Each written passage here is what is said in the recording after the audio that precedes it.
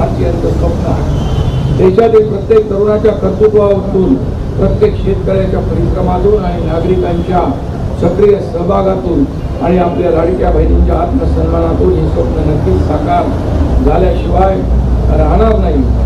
चौथ्या विकासाच्या या महायज्ञामध्ये या ठिकाणी महाराष्ट्राचं योगदान लक्षवेधी ठरत आहे.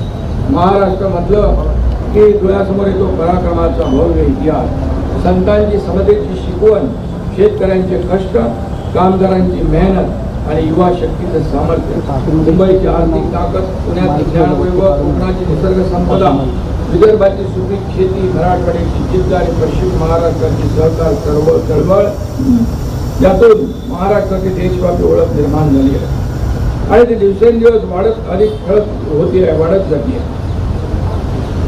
शेतकरी हा आपला महाराष्ट्राचा कणा आहे. शेतकरी सुखी असेल तर महाराष्ट्र मजबूत होईल. त्यासाठी महायुती सरकारने पुण्यश्लोक अहिल्यादेवी होळकर शेतकरी कर्जमुक्ती योजना 2026 लागू केली. या राज्याच्या तिजोरीवर पहिला हक्क आमच्या बळीराजाचा आहे. 2024ला निवडणुकीच्या काळात आम्ही आश्वासन दिलं, त्याची पूर्तता देखील या ठिकाणी होती आहे. गोरगरिबांसाठीचे नाविन्यपूर्ण योजना असो किंवा परकीय गुंतवणूक असो, महाराष्ट्राने देशात अव्वल क्रमांक कायम ठेवला आहे. प्रधानमंत्री नरेंद्र मोदीजी यांच्या मार्गदर्शनाखाली राज्याची अर्थव्यवस्था $1 ट्रिलियन ध्येयाकडे वेगाने निघाल्याचं चित्र आज दिसतंय. पण मी आपल्याला सांगताना आम्हाला समाधान आहे की महाराष्ट्राचं योगदान $1 ट्रिलियन पेक्षा आपलं नीती आयोगाने त्यांचा जो काही सर्वे केला त्याच्यामध्ये $1.5 ट्रिलियन हे महाराष्ट्राचं आपलं जे योगदान आहे ते मोठं आहे आणि त्यामुळे या आपण ध्येयाकडे वेगाने निघाल्याचं चित्र आज आपण पाहतो. आपण क्रांतिकारी गृहनिर्माण धोरणाची प्रभावी अंमलबजावणी केली. आपण नवीन गृहनिर्माण धोरण आणलं. आम्हाला श्रीमंतासाठी घर बांधायची नाही तर गोरगरीब आणि मध्यमवर्गीयांना हक्काचं पक्क आणि परवडणारं घर द्यायचं आहे. मुंबईत नव्हे तर आपल्या संपूर्ण महाराष्ट्रामध्ये झोपडपट्टी मुक्त शहर करायची आहे. हिंदू हृदय सम्राट बाळासाहेब ठाकरेंचं स्वप्न या ठिकाणी 40 लाख घरं मुंबईमध्ये देण्याचं स्वप्न असेल. त्याचबरोबर गोरगरीब जनतेला हक्काचं परवडणारं घर असेल. ते देण्यामध्ये सरकार कुठेही कमी पडणार नाही हा विश्वास या ठिकाणी व्यक्त करतो.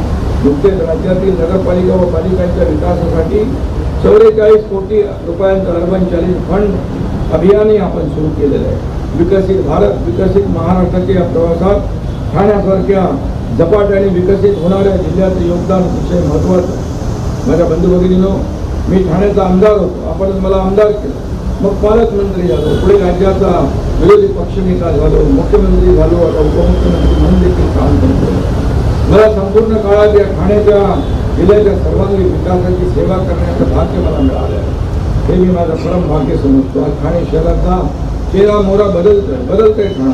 ठाण्यासाठी 2 अत्यंत महत्त्वाचे प्रकल्प, एक ठाणे अंतर्गत मेट्रो आणि ठाणे ते बोरिवली दुहेरी बोगदा.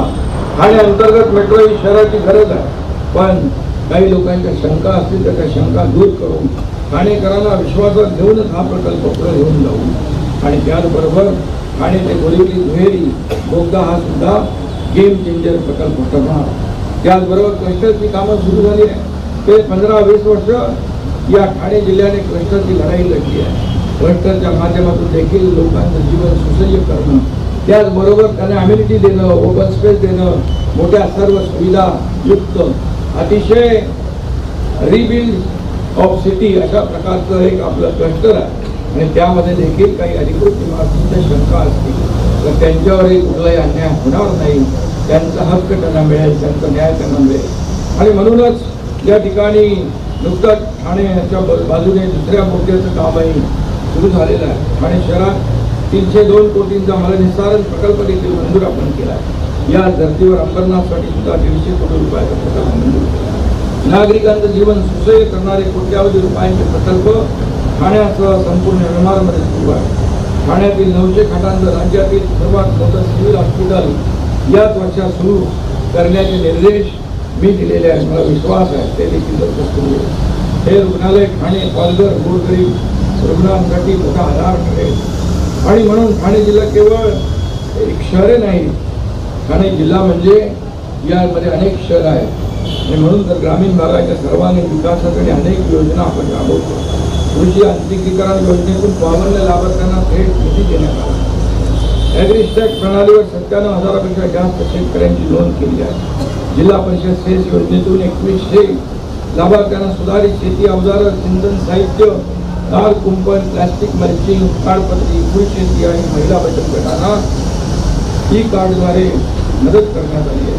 बिरसा मुंडा कृषी क्रांती योजना आणि डॉक्टर बाबासाहेब आंबेडकर कृषी स्वावलंबन योजनेतून अनुसूचित जमाती व अनुसूचित जातीतील शेतकरी बांधवांच्या उत्पन्नामध्ये वाढ करण्यासाठी ठोस मदत केली जाते. शासकीय कार्यालयांचे खेटे मारण्यासाठी वेळ लोकांवर येऊ नये यासाठी आपण आपल्या सरकारने शासन आपल्या दारी हा अभिनव प्रयोग देखील केला आणि तो यशस्वी झाला.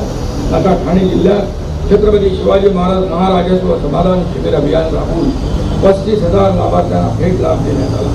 जिल्ह्यातील 268 जणांना अनुकंपा तत्वावर शासकीय नियुक्त्याही दिल्या. भिवंडीतील बापगाव येथे मल्टीमॉडल हब आणि पणन सुविधांसाठी जमीन विनामूल्य उपलब्ध करून देण्यात आली आहे. काही महिन्यापूर्वी आपल्या जिल्हा परिषद शाळेतील 50 गुणवत्ताधारक विद्यार्थी इस्रोला जाऊन आले. आज इस्रो पाहण्याचा खाण्याचा विद्यार्थी उद्या काम करणारा शास्त्रज्ञ बनला पाहिजे, हेच आपल्या सगळ्यांचं स्वप्न आहे. विकासासोबत सुरक्षा तितकीच महत्त्वाची आहे. गुन्हेगारीला आळा प्रभावी पोलीस यंत्रणेसाठी ठाणे पोलीस आयुक्तालय 6,059 AI कॅमेरे बसवले जातात. 65 वर्षावरील ज्येष्ठांसाठी आधारवाड ॲप सुरू करण्यात येतो. पोलीस मित्र ॲप पोलीस आणि जनतेमधलं अंतर कमी करत आहे. आपले ठाणे सुरक्षित ठाणेच्या माध्यमातून गस्त वाढवली जाते. 0 FIR आणि सायबर जनजागृतीद्वारे नागरिकांना सायबर गुन्ह्यापासून सुरक्षित ठेवले जात आहे. ठाणे पोलिसांनी नशामुक्त भारत अभियानानंतर 40 कोटी रुपयांचा अंमली पदार्थ जप्त करून नष्ट करेल हे देखील आपल्याला माहीत आहे.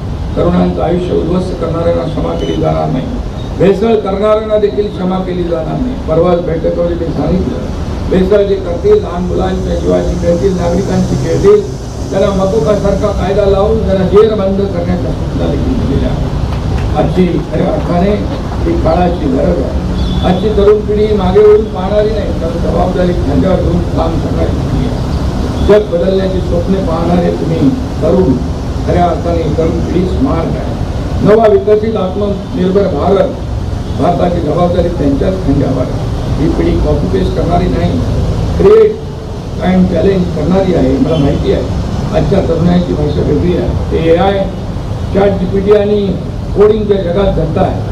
त्यांची विचार करण्याची गती 5G नेटवर्कपेक्षाही फास्ट आहे. ते टेक्नोसावी आहे, ग्लोबल ट्रेंड्स फॉलो करतात. हीच तरुण पिढी आपल्या भारताची सुपर पॉवर आहे. ही सुपर पॉवर महाराष्ट्राच्या देशाच्या विकासासाठी वापरली गेली पाहिजे. नवीन स्टार्टअप, इनोव्हेशन, ग्रीन तंत्रज्ञान आणि AI सोल्युशन निर्माण करणं हीच तरुणाईची खरी बुद्धिमत्ता आणि ताकद आहे. या तरुणांच्या आशा आकांक्षा पूर्ण करून त्यांच्या कल्याणासाठी आमचं महायुती सरकार कटिबद्ध आहे आणि केंद्र सरकार देखील मोदीजींच्या नेतृत्वाखाली कटिबद्ध आहे. सक्षम शेतकरी, कर्तृत्ववान युवक, सशक्त महिला आणि आनंदी नागरिक हीच आपली विकासाची खरी व्याख्या आहे. या पवित्र स्वातंत्र्य दिनाच्या निमित्ताने आपण सर्वजण मिळून संकल्प करूया. शेतकऱ्यांचा सन्मान, कामगारांचा घाम, महिलांचा आत्मविश्वास, युवकांची ऊर्जा आणि तंत्रज्ञानाची ताकद एकत्र आणून महाराष्ट्र आणि भारताला जगातील सर्वोत्कृष्ट राष्ट्र आपण बनवूया.